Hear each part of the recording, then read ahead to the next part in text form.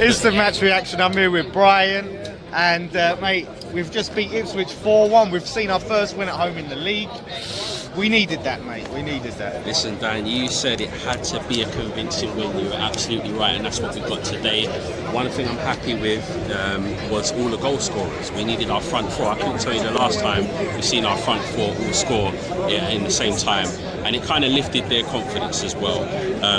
With that as well, it was interesting. I mean, there was a couple of standout performances today. Before we get to those, it was really good to see the players that normally get criticised have a good game. Those being Souček. I thought Souček had a solid game, and Antonio also had a brilliant game, contributed to a couple of goals. I think Bowen was the standout though for me, because he played a part in pretty much leading the team forward. And defensively as well, we were all right. There was a few lapses at the beginning when we conceded the goal, but I thought Todibo, mate, wow, what a signing. He's starting to show what he can do, and I think this is the thing, right?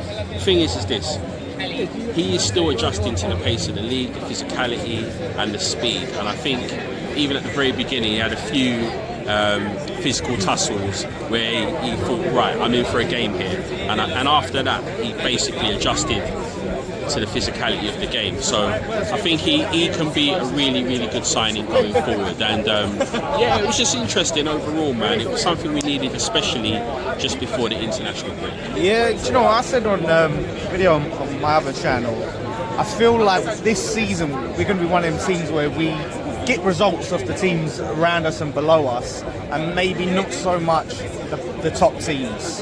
It seems like it's going to, which for me, as much as I love them results of the top teams, there's more of the other teams. Yeah.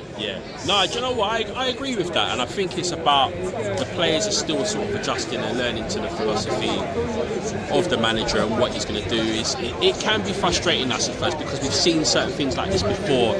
The Pellegrini era of passing it around the back, where from a manager or a tactical point of view, the players are waiting to see the team up front shuffle the opposition left to right, see that extra man before they make that pass. But for us as fans, it's really frustrating at times. But when you get situations when it works and you get results, you know, it lifts the mood and stuff, you know. The only thing for me though, Dan, is that there's still sort of something missing in midfield, I feel.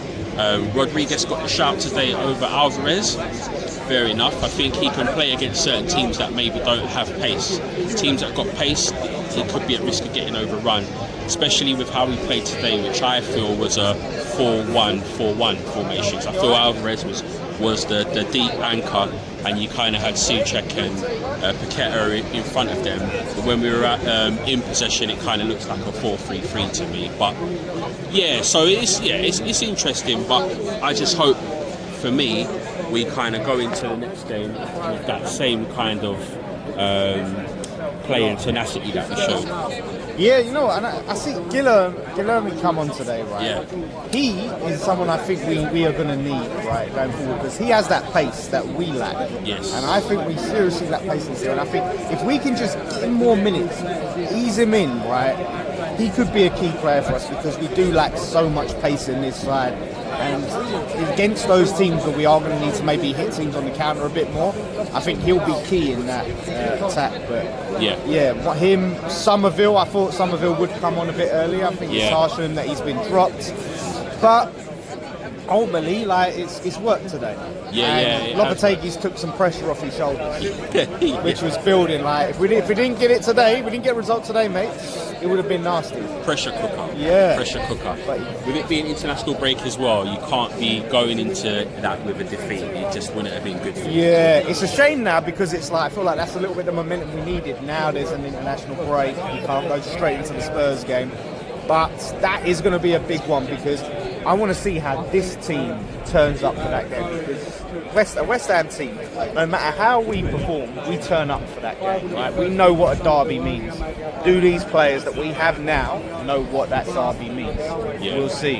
Yeah, it's a great point. It is a great point. And the systems as well. We all know Spurs like to play with a high line. We have started to play with a bit more of a higher line, but we're vulnerable in midfield. So there could be a game that's a bit of a basketball match with a lot of turnovers. So as you said, man, you know what? I think I don't think that's a gimme, that game. I don't think a lot of people probably feel Spurs will roll us over, but I don't necessarily think it's a gimme. I do think it'll be a performance. Whether we'll win, that's another story, but I think we'll get a performance for that one. Well, that's it, mate. 3 points. We can enjoy a win finally, and let's hope we kick on from here, mate. Come on, you. Come on.